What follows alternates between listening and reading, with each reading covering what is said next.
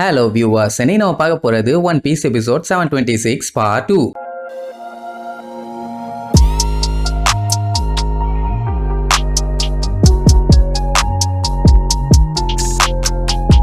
Open பண்ண போன பாட்டுல நம்ம லூஃபி டோஃப்ளமிங்கோவை 4th கியர் எடுத்து போன பாட்டுல வாருன்னு வாரி எடுத்துட்டான். அடி சாதா அடி இல்ல, இடி. ஒரு அடிக்கே மூதேவி அப்படி தெரிச்சு போய் விழுந்துட்டான். அந்த இடத்த சுத்தி இருந்த மக்கள்லாம் வந்து பார்த்துட்டு என்ன கருமண்டா இது, மேல இருந்து கண்ணா பின்னான்னு செதறி அடிச்சு வந்து விழுந்துருக்குது அப்படின்ட்டு அதை ஆர்வமா பார்த்துட்டு இருப்பாங்க. அவங்களுக்கு மட்டும் இல்ல, நம்ம ஆளுகளுக்குமே அது என்ன ஏதுன்னு தெரியல. வியோலா செக் பண்ணி பார்த்துட்டு அப்படியே ஆடி போயிருவா. ஏன்னா லூஃபி இப்படி ஒரு ஃபார்முக்கு மாதிரி அவ ஃபர்ஸ்ட் டைம் இப்பதான் பாக்குறா. அட செகண்ட் கியர், தேர்ட் கியர், கையை வீங்க வைக்கிறது, காலை வீங்க வைக்கிறது, உடம்ப வீங்க வைக்கிறது, அப்படி இப்படின்னு இதெல்லாம் பண்ணியிருப்பான். ஆனா 4th கியர்ல மாறினானே ஒரு உருவம், அதுதான் பயங்கர ஹைலைட். இங்க டோஃப்ளமிங்கோ வாங்கின அடியில அப்படியே முக்கிட்டு இருப்பான். சுத்தி இருக்க மக்கள்லாம் பார்த்துட்டு ஆடி போயிருவாங்க, எது இவனான்னு. அவன் எவ்வளவு பெரிய அப்பா டக்கரு, வேர்ல்டு கவர்மெண்ட்டையே கதிகலங்க வச்சவன். இந்த மாதிரி ஒருத்தன் வந்து விழுந்து கிடக்கும் போது அவன் பக்கத்துல போகலாமா? இதை நான் நேவி ஆளுகளுக்கு சொல்றேன். கன் எடுத்துக்கிட்டு பெரிய வெண்ண மாதிரி டேய் ஆறுச்சாமில அசஞ்சா சுற்றுவேமானுங்க. நான் டோஃப்ளமிங்கோன்னு உங்களுக்கு தெரியாதா, என்னடா சொன்னீங்கன்னு ஒரு லுக்கு மட்டும் தான் விடுவான். உச்சு மண்டையில உச்சாலாவை ஊத்தி அடிச்ச மாதிரி பயங்கரமா ஷாக் ஆவானுங்க. அது மட்டும் இல்லாம ஒரு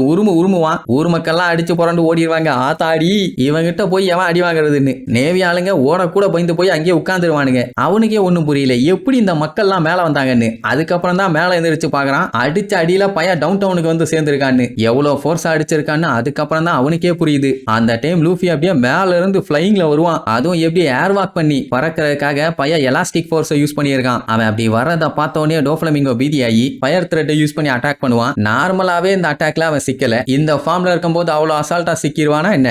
கம்னு பாஞ்சு போய் மூஞ்சிலேயே 2 காலையும் வச்சு ஒரு மிதி. எத்தனை ஊர் தள்ளி போய் விழுந்தான்னு தெரியல. ஆனா ஒன்னு ரோட்ல போகாம பில்டிங்குள்ள பூந்து அடிச்சு புரண்டு போயிட்டு இருப்பான். எனக்கு தெரிஞ்சவன் மைண்ட் வாய்ஸ், ஐயோ இது எந்த ஊருன்னு தெரியலையே, பிரேக் பிடிக்க முடியலன்னு தான் போயிருப்பான்னு நினைக்கிறேன். உடனே அங்க இருக்க மக்கள்லாம் ஐயோ பெரிய சைஸ்ல எவனோ வந்து டோஃப்ளமிங்கோ போட்டு அடிச்சுட்டு இருக்கான், இது உண்மைதானா, ஐயோ இதை நம்ப முடியலன்னு வாயை பொளந்துகிட்டே தான் பார்ப்பாங்க. அங்க லூஃபியோட மூஞ்ச பார்த்தா பய கொலை வெறியில இருக்கான். அவன் ஜம்ப் பண்ணி போறதா செம சூப்பரா இருக்கும். எப்படின்னா தரையில ஒரு ஜம்ப், செவுத்துல ஒரு இடி, இந்த பக்கமா ஒரு இடி, அப்புறம் ஒரு ஜம்ப். இங்க உசோப்புக்குன்னா பயங்கர பீதி. ஏன்னா லூஃபி தான் இருக்கிற ஒரே ஒரு ஹோப். அவன் வின் பண்ணிட்டானான்னு அப்படியே பயத்துல கேட்பான். வியோலாக்கு சொல்றதுக்கு வாய வரமடையுது. அந்த அளவுக்கு அவன் அசந்து போயிருக்கா. பார்த்ரோமியோக்கெல்லாம் வாயை மின்னல் வேகத்துல அடிச்சுக்குது. லூஃபி சென்பாய், இது உங்க நியூ டெக்னிக்கா?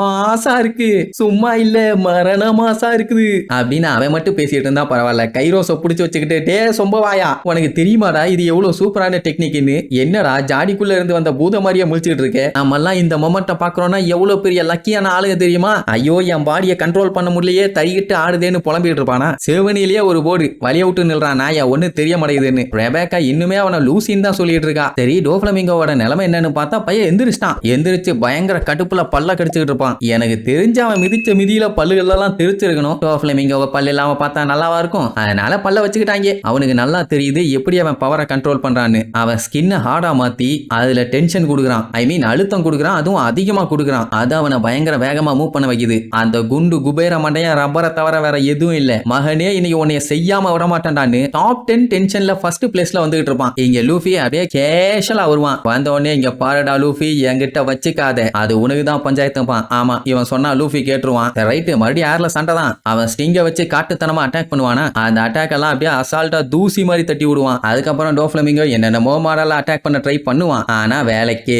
ஆகாது. லூஃபி பார்த்துட்டு நான் தான் உங்ககிட்ட முன்னாடியே சொன்னல, என்னோட 4th கியர் எடுத்தனா நீ எல்லாம் டம்மி பீஸ்ன்னு, பாத்தியா உன்னால எதுவும் பண்ண முடியல, இன்னையோட உனக்கு சங்கடான்னு சொல்லி இவன் குத்த வருவான். கூடவே டோஃப்ளமிங்கோவும் குத்த வருவான். 2 பேரும் குத்துனதுல டோஃப்ளமிங்கோவுக்கு கை வலிக்க ஆரம்பிச்சிடும். இத்தனைக்கும் ஹாக்கி பவர் யூஸ் பண்ணி தான் அடிச்சிருப்பான். அதுக்கப்புறம் 2 பேருக்கும் ஸ்கையிலேயே பயங்கரமான சண்டை. மாத்தி கொலைவரித்தனமா அடிச்சுக்குவானுங்க. அதுவும் அடி ஒன்னு டம்முன்னு இட்டி மாதிரி தான் விழும். இதுல காமெடி என்ன தெரியுமா? டோஃப்ளமிங்கோ அவன்கிட்ட இருந்தெல்லாம் எஸ்கேப் ஆகி அவன் கண்ணிலேயே மண்ணை தூவி வயிற்றுல ஓங்கி ஒரு மிதி வைப்பான். வயிறுல 6 பேக்ஸ் எல்லாம் வச்சிருந்தோம்னா நல்லா ஸ்ட்ராங்கா தானே இருக்கணும். ஆனா நம்ம பைய வயிறு ஸ்ட்ராங்கா இருக்காது, அப்படியே ரப்பர் மாதிரி உள்ள போயிட்டு வரும். அப்படின்னா இவன் என்னதான் வேகத்துல அடிச்சாலுமே அந்த ஃபோர்ஸ் அது அப்படியே உள்ள இழுத்துக்குமே. அதனால டோஃப்ளமிங்கோட அடி வேலைக்கே ஆகல. அவனே அசந்து போயிட்டான். பரவாயில்லையே, இந்த மாதிரி எல்லாம் இருக்குன்னு நான் எதிர்பார்க்கவே இல்லையேன்னு. டேமிங்கோ இனிமேட்டெல்லாம் என்கிட்ட இருந்து நீ தப்பிக்கவே முடியாதுன்னு கைய பெரிய சைஸ்க்கு ஸ்ட்ரெச் பண்ணுவான். இதையுமே டோஃப்ளமிங்கோ கொஞ்சம் கூட எதிர்பார்க்கவே இல்லை. டோஃப்ளமிங்கோ எந்த பக்கம் போனா போனாலும் சரி லூஃபி எல்லாம் ஜம்ப் பண்ணி வர மாட்டான். அவன் கையை அவனை தேடி வரும். அதுல சிக்குனான்னா அடி இடி மாதிரி விழும். இதுல வேற கையை அது பாட்டுக்கு பெருசாகிட்டே போகுமா. டோஃப்ளமிங்கோவே பார்த்துட்டு பதறுவா, இன்னும் எவ்வளவு பெருசுக்கடா கையை கொண்டு வருவேன்னு. உடனே டோஃபி என்ன பண்ணிடுவான், இந்த கேப்பை யூஸ் பண்ணி அவன் கையவே துண்டா வெட்டியலான்னு